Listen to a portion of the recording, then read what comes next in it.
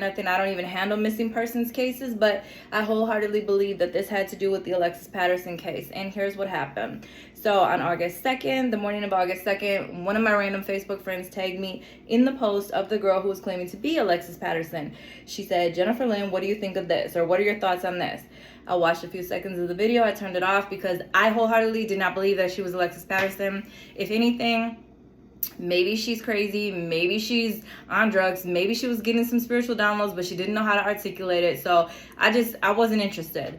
So the whole day goes by. I'm not even like thinking about the shit. The whole day goes by. I'm waiting on my last client of the night.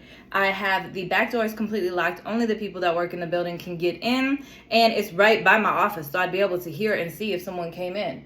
Then on top of that, the front door was the door that was open. So I was like scrolling through my phone and I see someone else posted Alexis Patterson's mom, her post where she was like, "Stop tagging me in this bullshit," which is understandable because nobody wants to keep fucking going through that. So anyways, I clicked on her thing just to check her out, and I seen that she was kind of like into spiritual stuff. So I'm like, that's what's up. You know, maybe she went through her whole spiritual awakening or whatever after the whole situation happened. And then there was a link to her Instagram. So, you know, you go down a tunnel. So I clicked the Instagram link, and there was a video that popped up where she was talking. And right at that moment, I got these freezing cold shivers. The hair stood up on my arms. Like, it was super cold. And I happened to look out the corner of my eye, and right in the doorway, I saw the spirit, like a shadow of a little girl. And I knew it was a girl because she had like ponytails in her hair, peek around. And she kind of did like that, like she wasn't sure if she should look out or if she should, you know, make her presence known. And I was like, I know you hear your mom's voice, so you can come out, you can talk to me, it's safe. And at this point, I'm like freezing cold, I'm shaking, I'm shivering, like I'm getting kind of scared. And then right when I looked up, she turned around the corner and like hid. So I knew immediately it was a spirit, and I feel like it was Alexis Patterson based on the fact of how it looked, and because I'm sitting here listening to her mom Instagram page. So I waited for a few seconds, and then I said, "Listen, if you want to speak to me, you can come in my meditation, you can come in my dreams, you can come talk to me." And it got freezing cold again. I'm like the goosebumps, I'm like getting that paranoid feeling, and then I see the shadow like run past my office, and I kind of like jumped, and I said, "Okay, I'm gonna close my eyes and meditate, come in my meditation and talk to me." I closed my eyes and I started to meditate, and I'm gonna tell you what I saw and the feelings and things that I got. I could be 100% wrong. I'm not doing this for clout. You guys know that I do this to help people. This is what I saw. Now, I'm gonna say I'm a psychic medium, which means if spirit came to me, there's a possibility that yes, she has passed on and that was her spirit connecting with me. But because she's never been found, I don't want to say for sure that that's what it is. It could also be that because I'm a psychic medium, I have the ability to sometimes go back in time and see events as they happened, or go forward and see events before they happen. So what she showed me was herself, and she was shaking and she was cold, and I seen like a door, and I don't know if this was like a shed or a garage, but it looked big to me, and it looked like it had those squares. You know how it's like those 4 squares or 6 squares, whatever. That's why I want to say like a shed or a garage door or something. And then I see like an alley, and I don't know, I might even see a little bit of gravel. I don't know if she was put in there. I don't know if she was hiding in there. I don't know, whatever the case was with that, but I almost feel like she wasn't sure if she should peek out. Like, is somebody coming? Is somebody looking at me? Are they coming back? Like I said, I don't know if she was placed there or if she was hiding there. I don't know. Maybe she was scared because her spirit realized she could see me. I don't know, but I just know I was freezing cold. So then the next thing that spirit showed me, spirit took me to the freeway exit off of 46th and Lloyd, and they faced me west so that I was staring towards 47th and Lloyd. But for some reason, the bridge, the cement, the freeway access, all of that was like in my mind. I was like, pay attention. And I'm like, okay, what does spirit want me to connect on? Is it like the freeway? Is it the 47th and Lloyd? Is there something, was the house or something, was she taken to a house or something over there? Was it someone who lives over there?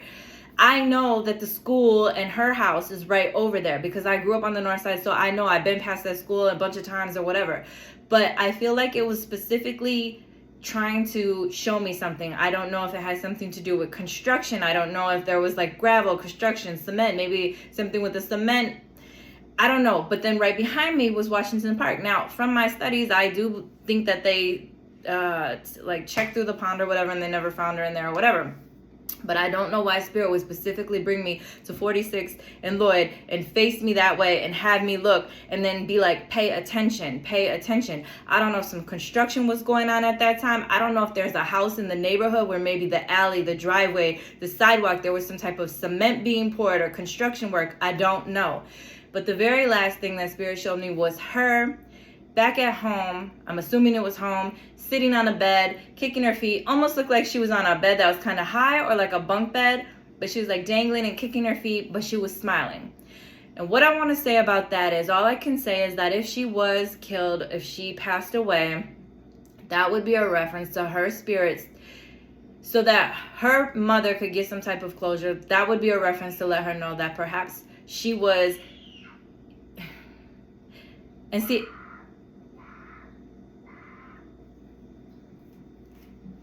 what the fuck?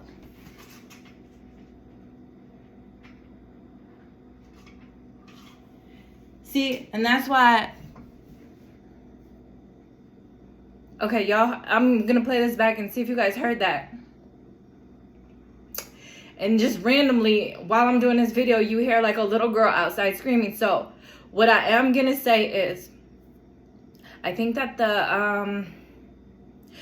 her being on the bed was reference to her being back home. She was home and she was happy. So whatever happened, whatever went wrong, whatever happened, if she was in fact killed or murdered or whatever, that's her way of saying that she was back home where, you know, she felt safe or whatever the case was. Fuck, I don't know. That's crazy. Like, that's weird that just happened right now. Oh, Lord. Okay. So, I lost my whole train of thought. Where was I going with this? Okay, so then anyways, so I get up because now I'm like, okay, where the fuck is my client? My client isn't here. And I get up and I walk in the hallway and I look towards the back door, and now there's a paper slid through the back door. So when I go to pull the paper out, I open up the paper, and I have pictures of this shit. I open up the paper and it says, this alley is going to be blocked off for the next week because we're going to be doing some construction work. So again, I'm trying to tell y'all, I don't know if something important about construction, cement work, sidewalk work, I don't know if the person who did this had something to do with that. I don't know if there was some of that going on somewhere, if that's where maybe they would find her. I don't know why that's important, but I feel like that's important. And so then after that,